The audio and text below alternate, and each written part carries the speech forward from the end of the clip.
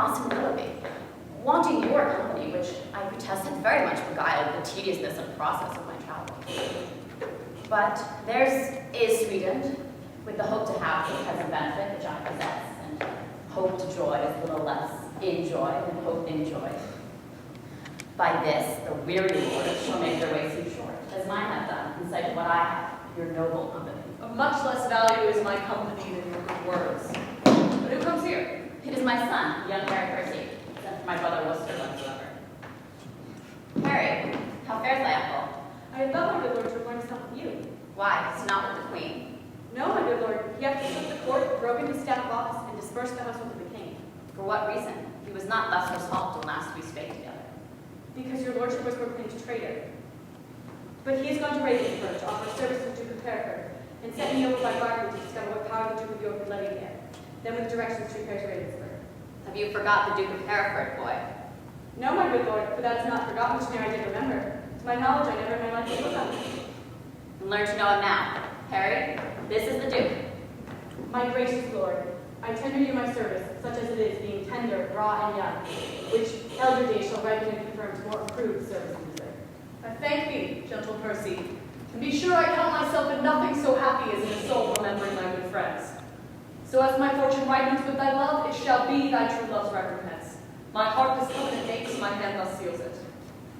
How far is it to Berkeley? And what stir keeps good old York there with his men of war? The castle stands by yon tuft of trees, manned with 300 men, as I have heard. And in it are the lords of York, Berkeley, and Seymour, none else of name and noble estimate. Here comes the lords of Ross and Willoughby. Welcome, my lords!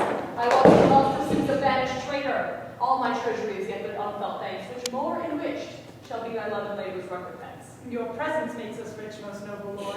Far surmounts our labor to attain it. Ever more thanks, exchequer of the poor, which, till my infant fortune comes to years, stands for my bounty. Who comes here? It is my Lord Bartley, as I guess. My lord of Hereford, my message is to you. My lord, my answer is to Lancaster. And am I come to seek that name is England? I must find that title in your tongue ere I may reply to aught you say. Mistake ye not, my lord. 'Tis not my meaning to raise one title of your honor out.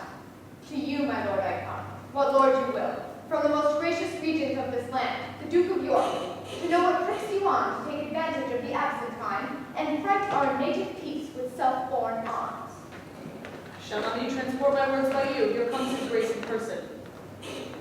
My noble uncle, Show me thy humble heart, and not thy name, whose duty is deceivable and false. my gracious uncle. Tut, tut! Grace me no grace, no uncle me no uncle. I am no traitor's uncle. That word grace in an ungracious mouth is but profane. Why have those banished and forbidden legs dared once to touch a dust of England's ground? But then more why have they dared to march so many miles upon her peaceful bosom, frighting her pale-faced villages with war and ostentation of despised arms? Comest thou here because the anointed king is hence? Why, foolish boy, the king is left behind, and in my loyal bosom lies his power. Were I but now the lord of such haughty youth as when brave Gaunt, thy father, and myself rescued the Black Prince, that young Mars of men, from forth the ranks of many thousand French. And how quickly should this arm of mine, now prisoner to the policy, chastise thee and minister correction to thy faults? My gracious uncle, let me know my fault. On what condition stands it and wherein? Even in condition of the worst degree, in gross rebellion and detested treason. Thou art a banished man, and here art come before the expiration of thy time, in breaking arms against thy sovereign. As I was banished Hereford. But as I come for Lancaster. And noble uncle, I beseech you, look upon my wrongs with an indifferent eye. You are my father. For methinks in you I see, O God, alive. Well then, my father. Will you permit I shall stand condemned a wandering vagabond, my rights and royalties plucked from my arms perforce and given away to upstart unthrifts? Wherefore was I born? If that my cousin king be king of England, it must be granted I am Duke of Lancaster. You have a son, my cousin, my noble cousin, Lord Meryl, had you first died, and he been thus trod down, he would have bound his uncle to father to rouse his wrongs and chase them to the bay. My father's goods are all distrained and sold, and these and all are all of his employed. What would you have me do? I am a subject, and I challenge law. Attorneys are denied me, and therefore I personally lay claim to my inheritance of free descent. The noble duke hath been too much abused. It stands your grace upon to do him right. Base men by his endowments are made great. My lords, let me tell you this. I have had feeling of my cousin's wrongs, and labored all I could to do him right. But in this time to come, in graven arms it may not be. You that do abet him in this kind, cherish rebellion, and are rebels all. The noble duke hath sworn his coming is but for his own. And by this right, we all have strongly sworn to give him aid. Let him ne'er see joy that breaks that out. Well, I see the issue of these arms. I cannot mend it, I must needs confess, because my power is weak and all ill left. But if I could, by him that gave me life, I would attach you all and have you stoop unto the sovereign mercy of the king. But since I cannot be it known to you, I do remain as neuter. So fare you well, unless it please you to enter in the castle and there repose you for this night. An offer, uncle, that we will accept. But we must twin your grace to go with us to Bristol Castle, which they say is held by Bushy, Bagot, and their accomplices, the caterpillars of the Commonwealth, which I have sworn to lead and pluck away.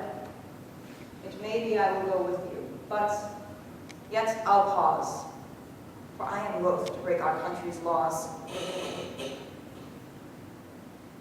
Nor friends nor foes to me welcome you are. Things past regrets are now with me past care.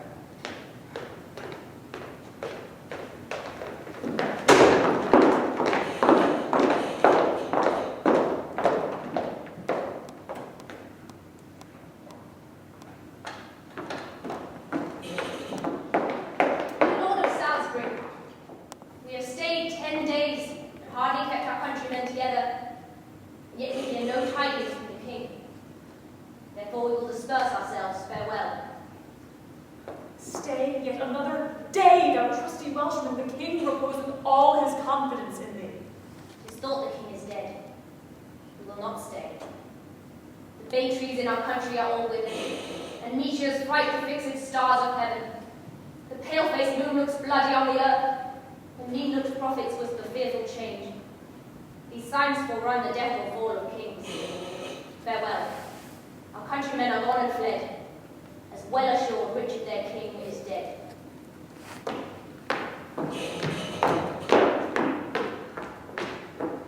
Ah, Richard, with the eyes of heavy mind, I see thy glory like a shooting star fall to the base of the firmament.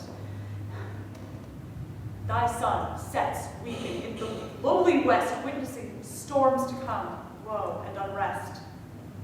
Thy friends are fled, wait upon thy foes, and crossly to thy good, all